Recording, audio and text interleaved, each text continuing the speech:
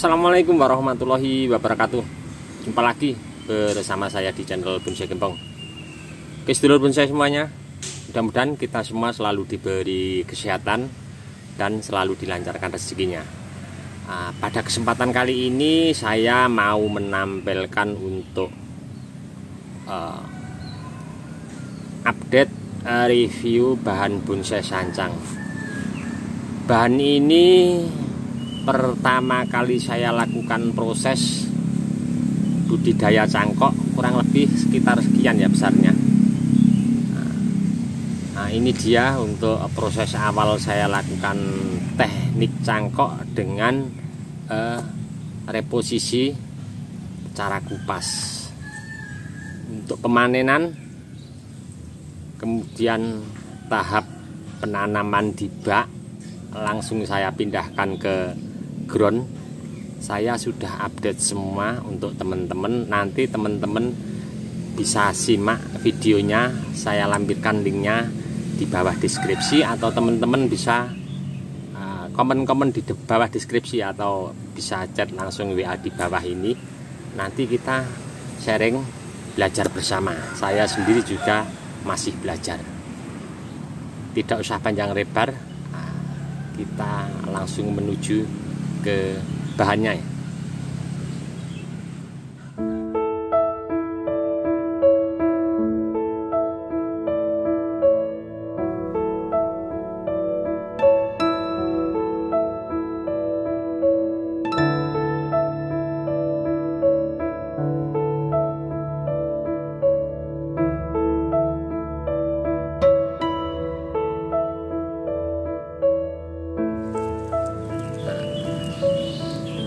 Untuk bahan ini tadi sudah saya ambil videonya untuk posisi dari sebelah sini sama sebelah sana ya. Dan konsep ke depan memang sengaja saya ambil muka dari sebelah sini. Untuk bahan ini pertama kali saya sudah update videonya.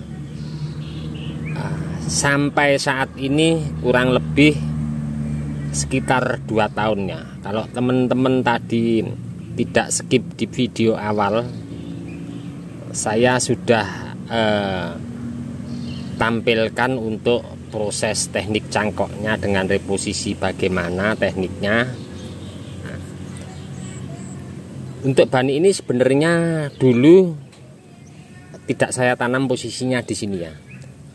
Pas di lahan ground sempet di lain tempat, soalnya sebelahnya ada pohon kelapa, terus saya pindah ke sini cari yang aman karena dulu sempet ada mata tunas, terus ada daun kelapa yang jatuh tertimpa, makanya saya amankan, saya jauhkan, pindah ke sini. Nah, dengan besar sekian ya, posisi tidak los pucuk dari sekian.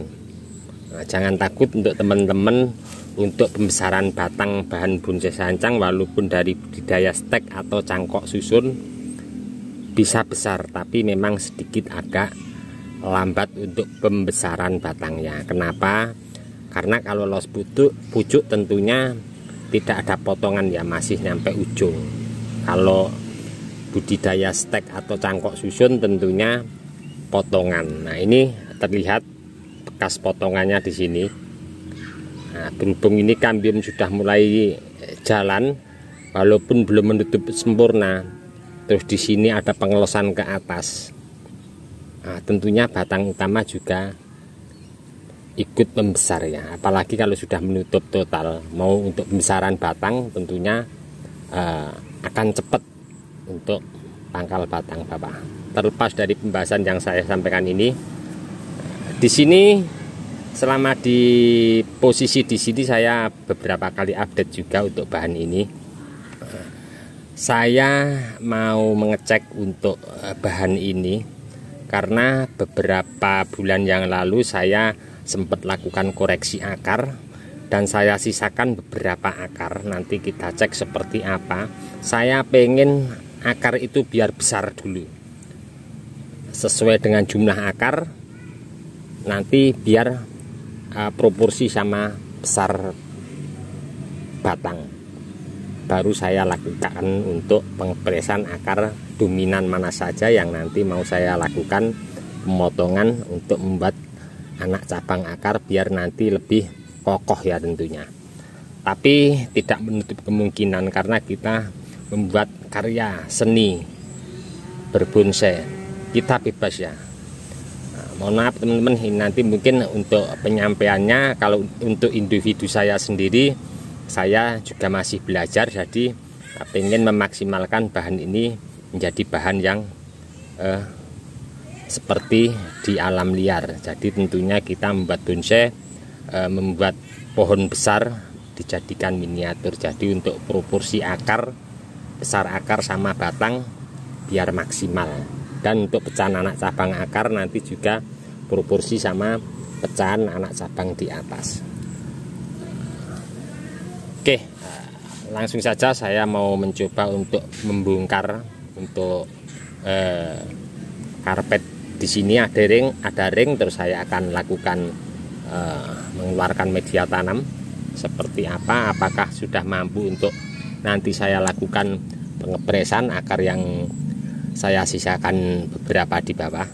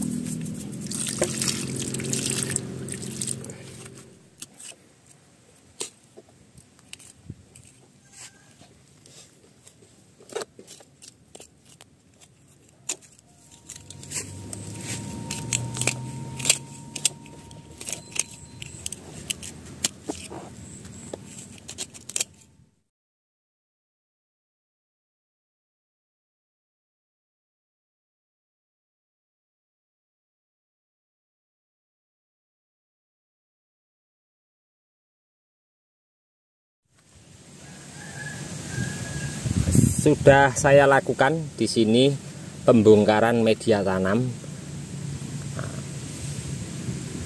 dan saya tampilkan ke seluruh akar.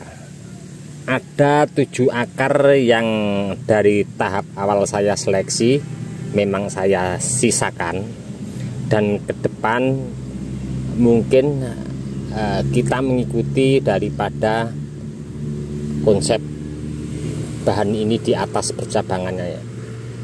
Jadi tidak menutup kemungkinan mungkin juga ada yang kita buang akarnya, tergantung nanti kebutuhannya seperti apa di atas. Dan kalau kita lihat tadi keseluruhan akar ini ya, dengan besar akar seperti pada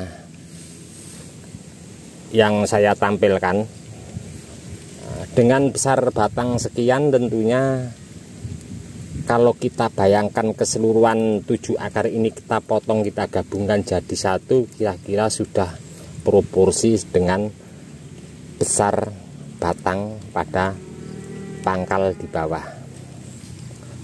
Tapi di sini saya nanti mau memaksimalkan akar ini yang lebih menonjol besar, biar proporsi sama cabang pertama di sini untuk terusan tajuk yang nanti mungkin ke depan konsepnya panjang ke sebelah kanan ya tentunya. Nah, di sini kita juga bisa belajar kenapa saya sering untuk program bahan bonsai akar yang paling besar cepat di sini. Nah, kita bisa belajar memahami anatomi sebuah tanamannya. Kita coba cek bahan ini mendekat agar lebih detail.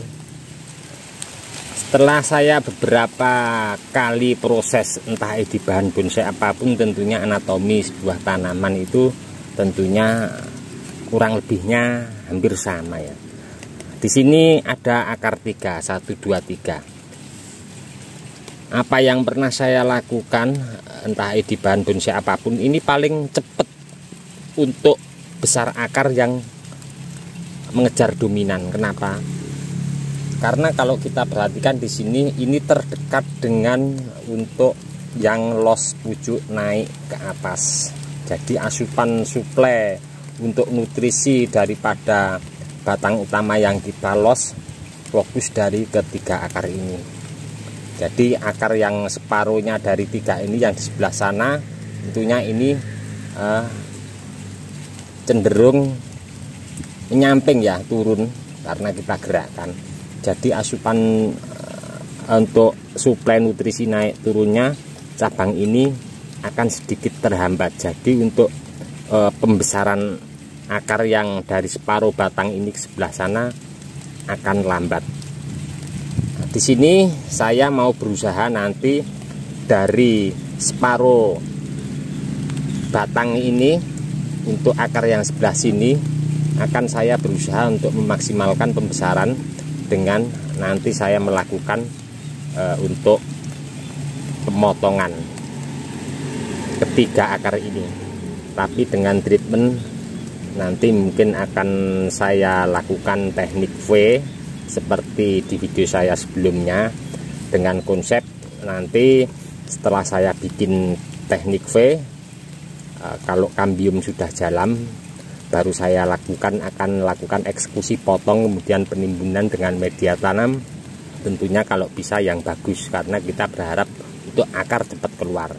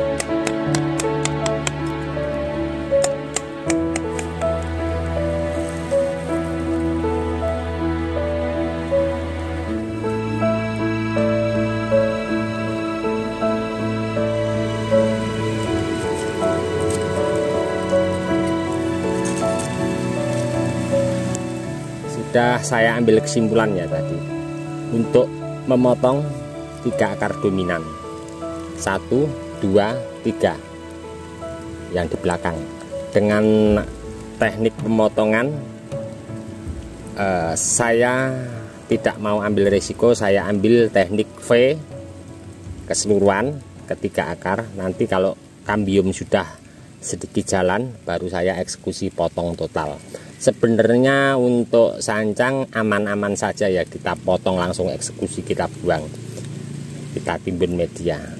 Tapi kita tentunya punya cara teknik sendiri-sendiri. Monggo teman-teman mau pakai cara yang mana, nanti teman-teman bisa praktek di lahan. Karena kita tanpa praktek kita tidak tahu nanti ending hasilnya seperti apa. Sudah saya kasih salep kambium, saya amankan di sini pakai genteng di sebelahnya biar percikan tanah nanti kalau terkena air hujan atau pas penyiraman tidak menempel pada luka baru. Terkecuali kalau sudah kering ya tentunya aman. Dan PR yang berat nanti di sini ya. Saya pengen akar ini paling besar nanti, dan untuk pemotongan akar ini nanti mungkin melihat kondisi perkembangan daripada bahan ini, dan tentunya kita juga sudah punya sketsa ya untuk pemotongannya. Mungkin bisa kita lakukan sketsa panjang sekian, terus nanti ini agak sedikit pendek, yang di belakang juga mengikuti. Mungkin untuk teman-teman juga di video saya sebelumnya teknik pembesaran akar tentunya ada hubungannya dengan atas ya, perlu pengelosan karena untuk pembesaran akar kita perlu los di atas. Seandainya cabang di sini sudah oper, sedangkan akar di sini kurang besar, kita bisa lakukan treatmentnya. Akar ini kurang besar, terus padahal akar di sini sudah proporsi, kita bisa pangkas untuk terusan los ini ya, losnya cabang ini paling atas kita pangkas, yang penting anak cabangnya jangan dibuang. Ini akan menghambat pembesaran daripada cabang ataupun batang utama. Tentunya di bawah pangkasan paling ujung ini masih ada anak-anak cabang ya yang tumbuh, dia akan mensuplai untuk pertumbuhan akar ini, tapi akan sedikit lambat. Kalaupun kita harus eksekusi juga bisa ya sebenarnya untuk pembesaran akar ini, tapi kita harus tepat untuk antisipasinya. Untuk pembesaran akar ini bisa juga untuk pecahan anak cabang dari pengelosan kita, ini bisa besar ya. Tapi ini sekedar kita sharing ya. Alangkah lebih bagusnya kita langsung praktek, nanti hasilnya seperti apa. Dan kita juga tidak luput harus banyak-banyak belajar dari teman-teman yang lebih senior, atau kita belajar dari media sosial, entah itu dari Facebook atau YouTube.